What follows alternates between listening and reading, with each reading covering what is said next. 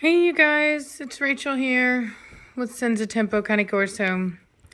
So, I know I've been absent the last 2 days. I needed to take some time for myself. So here we are.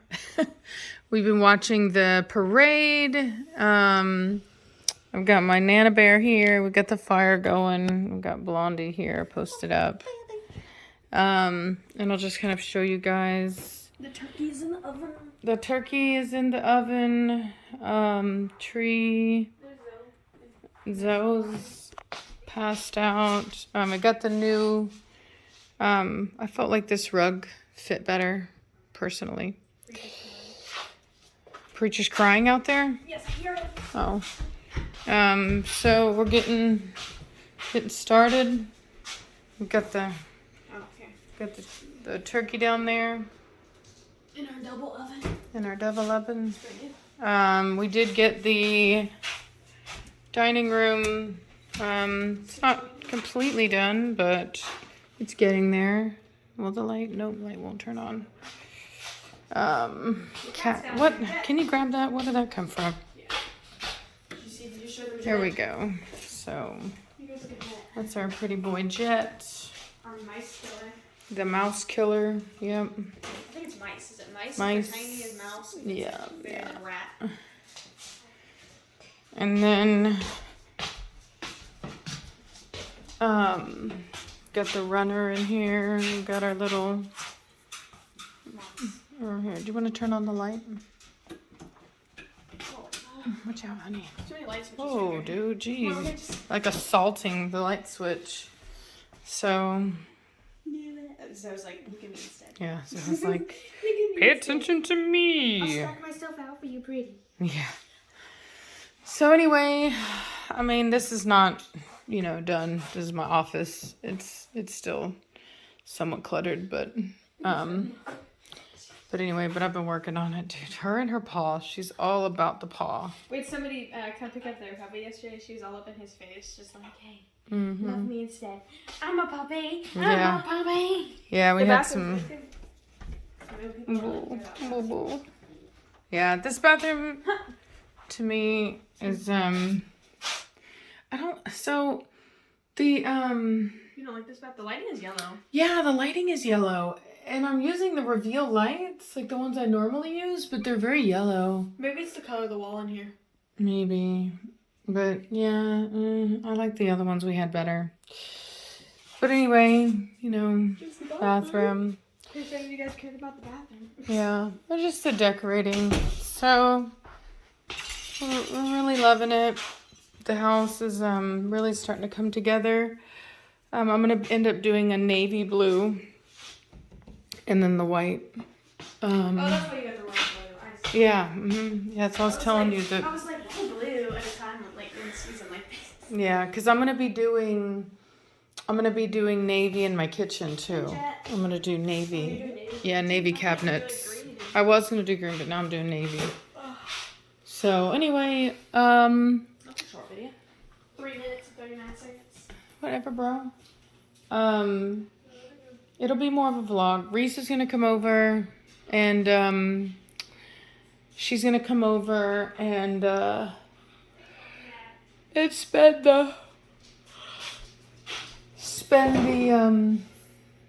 the day together, and then I'll show you guys.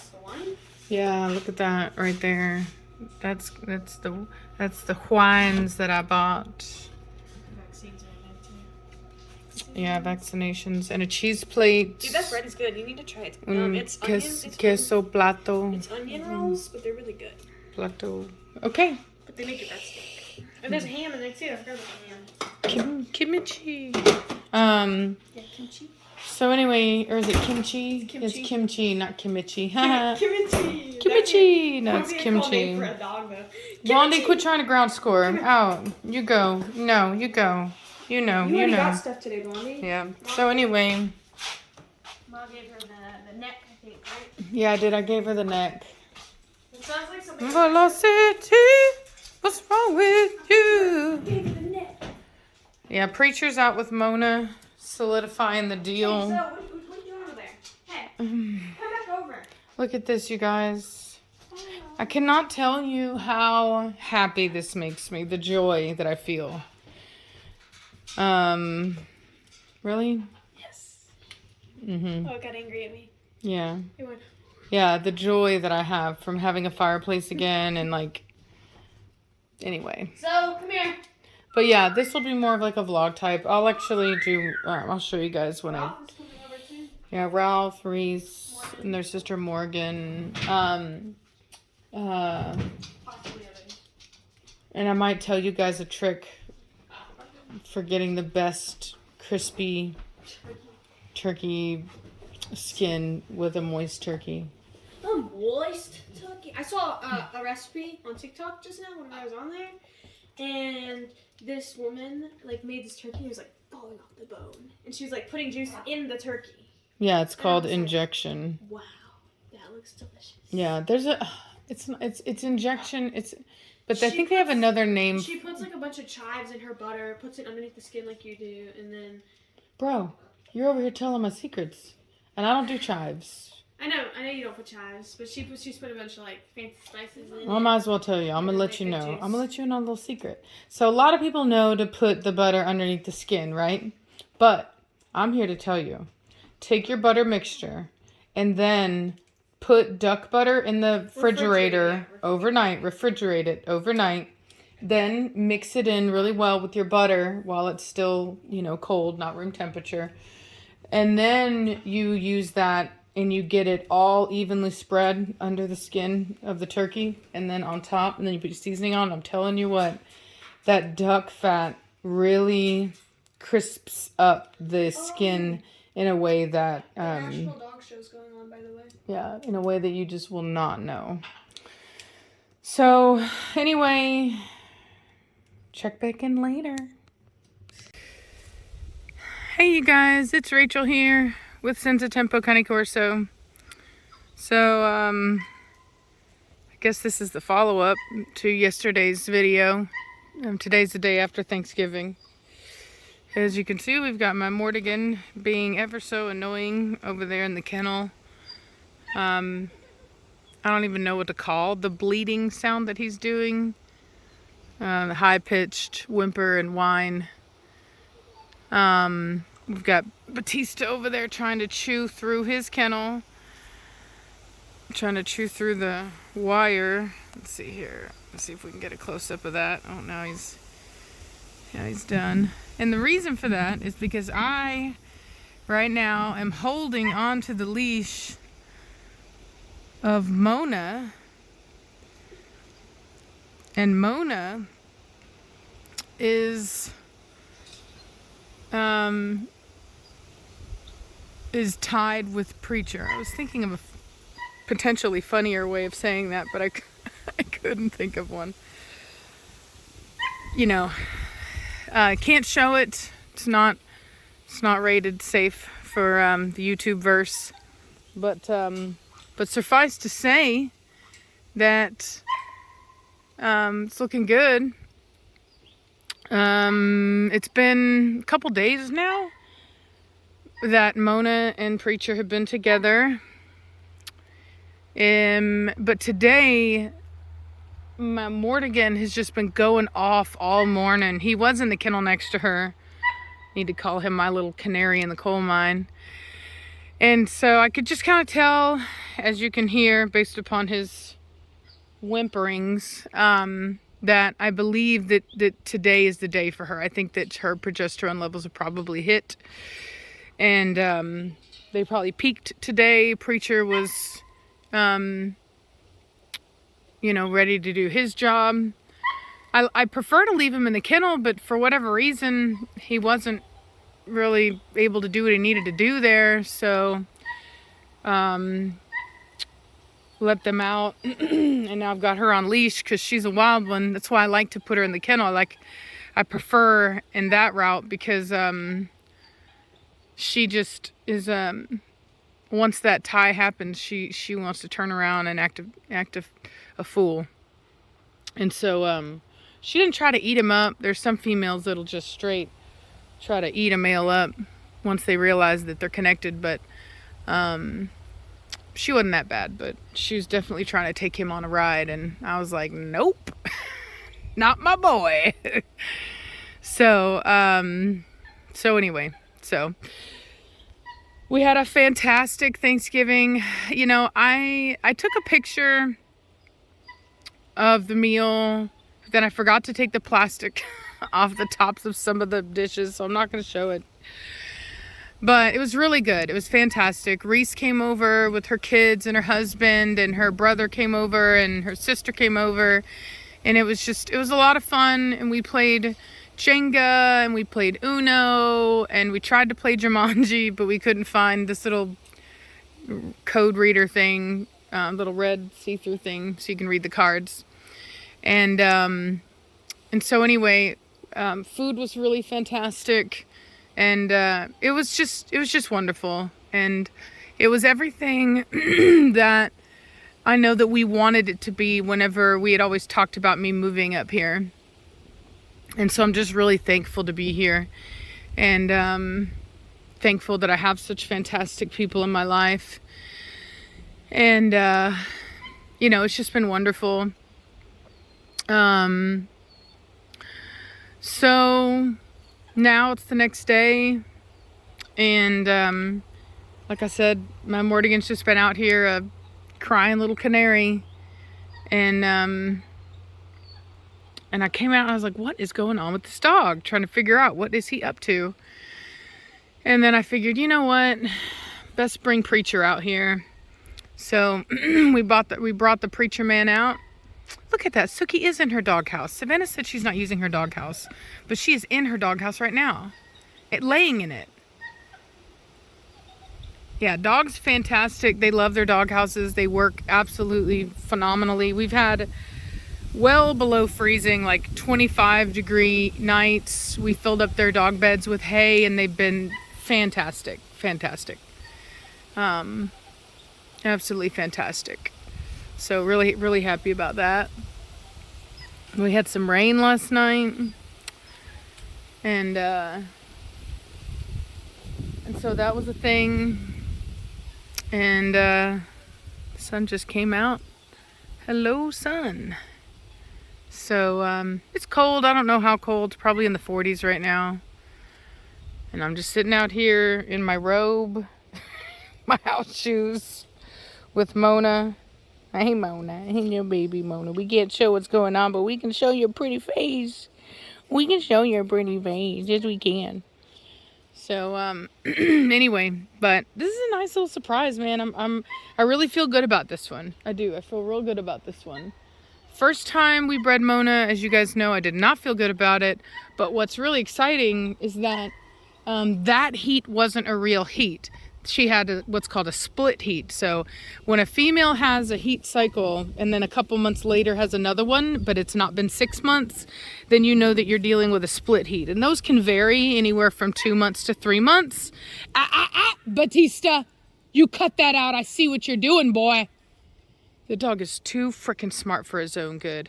He's trying to chew off the plastic, so the bungees go through the hole, and then they attach to the upper part of the kennel, and he's trying to chew that off so that it'll come off. That's bad. You know you're bad. That dog he is like way, way, way too smart for his own good. It's ridiculous. He's the only one that can open doors, and his son Hefe can open doors. They're the only two. And Hefe will also chew off the plastic on those things, on the bungees. He'll also do that. So, yeah. All right, Preacher, dude, hurry up, bro. I ain't got all day, man. Jeez. Anyway. I know. You want to go too, don't you? Say, are you done too? I'm done, you're done. Let's go. Tell him, let's go. Let's hurry up. Let's go. Yeah, let's go. You're the baby girl. The baby girl. So yeah, I'm really excited about this this pairing between Preacher and Mona. It was one I wanted to do before, and I think I got so competitive about the ring, the show ring, that I only wanted to do a pairing if I felt that it would produce like a show quality dog. And I mean, if you saw, which I'm sure I'll get some flack, but I don't really care. If you saw the dog that was at Nationals last night, I mean, for me, that's a pet quality dog. And front assembly was just not there at all, like literally not there at all. Dog was built more like a female. And it's no hate to the person who bred that dog or whoever owns that dog. Like, I'll talk about my own dogs, you know what I mean? You guys know that. You know, I have dogs that don't have a good front assembly. So, like, you know, Matt Mordigan does not have a good front assembly. So, like, for me, it's not, you know, it's not the end of the world, but, like, I personally don't, like, that to me is not show quality. You know what I mean? If you want to breed that dog, that's fine. But as far as it being show quality, not for me, not for my program personally. And, you know, I showed Preacher, and Preacher, I would say, would be on the same level as that dog. But at the time, I wasn't actually very familiar with the really finite details of structure. And it takes a long time to really understand all of that stuff. And so knowing what I know now, like, would I put a dog like Preacher out? No, absolutely not. I wouldn't even really probably keep a dog that looks like Preacher at this time, because I have much better and I'm breeding much better. And so I guess I got too caught up in trying to consistently produce, like, not doing anything unless I felt that it would produce that ultimate dog.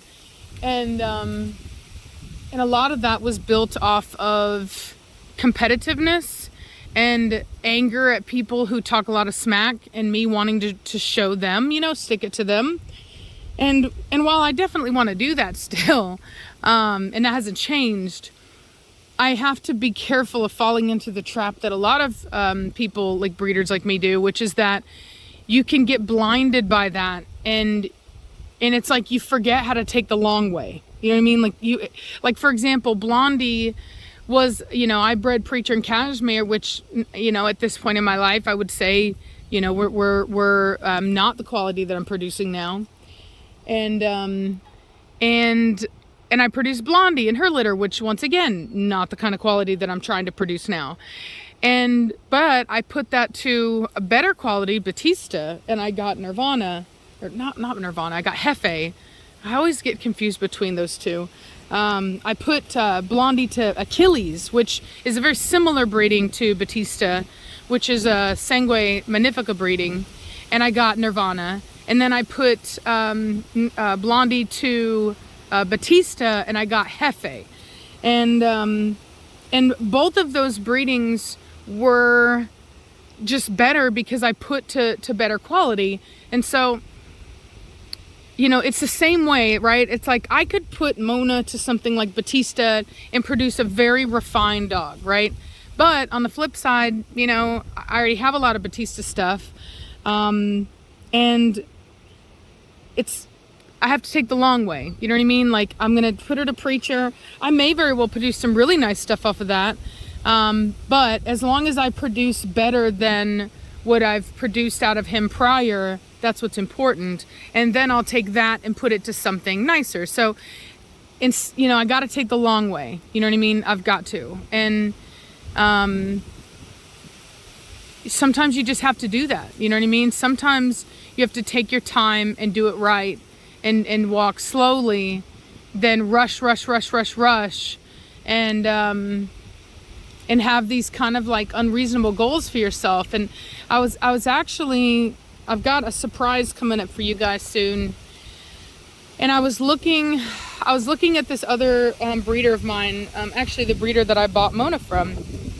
And I was looking at his old stuff, like the stuff that he started with and just kind of where he was at, like in 2012. And just watching him get to where he is now. And I just kind of had to recognize that we all have to start somewhere, and you're never gonna start off with the best stuff that there is to offer. No breeder's just gonna give you the best that they have to offer to start with. I can't tell you how many people contact me wanting to get my first pick stuff to start their program with, and it's like, heck no, not happening. And it's one of those things where you're gonna have to do the work, you know. And with me, whenever I buy dogs from these breeders, I'm not getting their first pick dogs. You know, I'm getting what they didn't want, and then I'm having to use that and build upon that and use the genetics that I'm getting. There we go. Alrighty, hold on now. Using the the genetics that I'm getting out of it, the genotype, not the phenotype, right? Because I'll be honest with you, Batista, if you were to just look at him at face value, he's long and he's got good rear angulation. His front is not good, which is odd because he produces fantastic fronts. But, all the stuff in his lines is really good. And so overall, that's what's important. And so I kind of just had to be reminded of that. Come here, honey. Shh, heel. Hold on, let me get this. This collar off of her. Girl, if you don't come here. Hold on. There you go. All right, go on. Okay. Alrighty. That'll do. That's all we need. Alrighty. We're just gonna have to deal with the fact that he's gonna be in here hollering all day. Not for you, boy. Not for you. You done? Took you long enough. Anyway, I'm gonna get inside. Y'all have a good day. And I'll talk to y'all later. Bye.